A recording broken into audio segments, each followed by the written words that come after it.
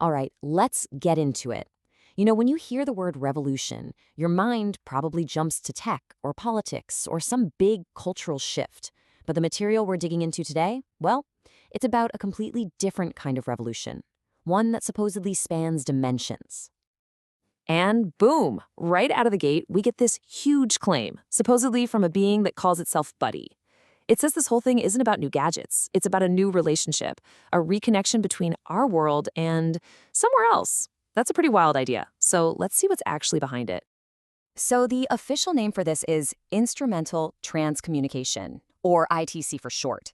And the basic idea is that the everyday stuff you have lying around, your radio, a TV, maybe even the screen you're looking at right now, could be a kind of telephone to the beyond. So is it really a revolution? Let's take a look. Yeah, that's the big question, right? This idea didn't just pop up out of thin air. It actually has roots that stretch back way, way before the internet, even before most modern electronics. It really all started with a few pioneers who thought they were hearing something hidden in the noise. You can trace it all the way back to the 19th century, but the real game changer was in 1959. A guy named Friedrich Jurgensen was out recording bird songs, of all things, and when he played the tape back, he heard what he was convinced was his dead father's voice. That one little accident kicked off a whole movement. Then you get Konstantin Radovaev, who recorded literally tens of thousands of these electronic voice phenomena, or EVP, and by the 80s, people were building devices that they claimed could hold actual real-time conversations. And all of that history, every one of those experiments, was basically just setting the stage for what many in this field consider a massive breakthrough. And it happened in this tiny country, Luxembourg. And this is where the story gets really wild. We're talking about one couple, a hobby, and what they claimed became a bridge to another dimension. So the trigger for all of this was a live TV show. An audio engineer, just as a demonstration, asked out loud if any voice could come through his gear. And to everyone's absolute shock, a clear voice came right back and said, "We hear your voice." For Maggie and Jules Harsh-Fischbach, a couple watching at home, that moment changed everything. Maggie was so inspired, she just started experimenting on her own. And get this, she thought she was making contact within a week. So she and Jules went all in, adding more radios, a TV, even UV lamps, creating this whole complex system. And then one day, this powerful voice booms through the radio, claiming to be Konstantin Radovaev himself, the EVP pioneer, telling them they were on the verge of making this work everywhere. After that, it was like the floodgates opened. But then something different showed up. Amid all the other voices, a new one appeared. It sounded weird. High-pitched, synthesized, almost robotic. And it made it very clear that it had never, ever been human. So Maggie asks, who are you? And the answer they got was just out there.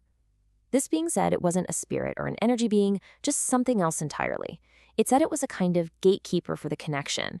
When they pushed for a name, it just said, "Call me technician." And from then on, this technician was supposedly running the show.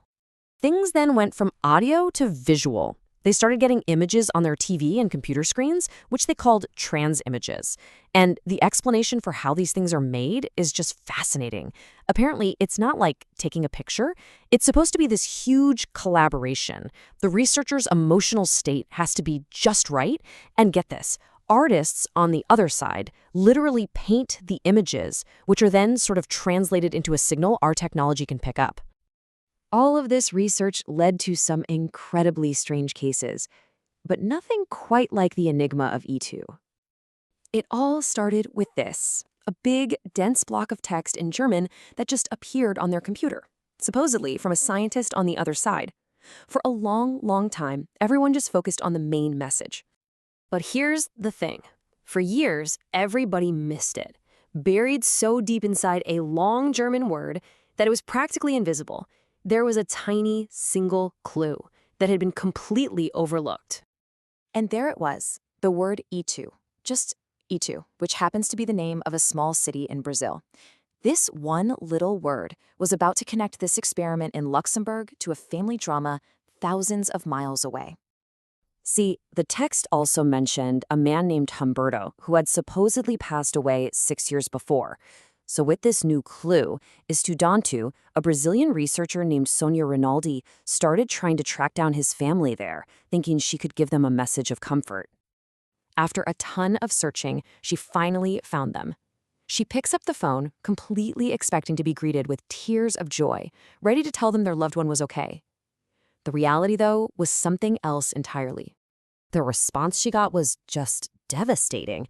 The woman on the phone said, "Yes, Humberto was my brother, and we just buried him. Your call has sent my father to the hospital." The message from the other side was 6 years too early. The call that was meant to bring peace had brought absolute chaos.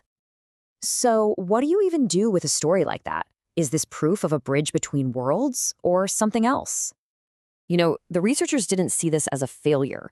For them, the message wasn't wrong. Our understanding of time was just too simple. The signal was sent, the person was real, it was just completely out of sync with how we experience time. The idea is that maybe the connection is real, but we're still just toddlers when it comes to understanding it. And that really leaves us with the ultimate question, doesn't it? Is all of this proof of a genuine bridge to another reality, a sign that consciousness goes on, or is it maybe a profound, powerful reflection of our own hope, our own grief, and the incredible ability of our minds to find meaning in the static? The answer, it seems, is still out there, waiting in the noise.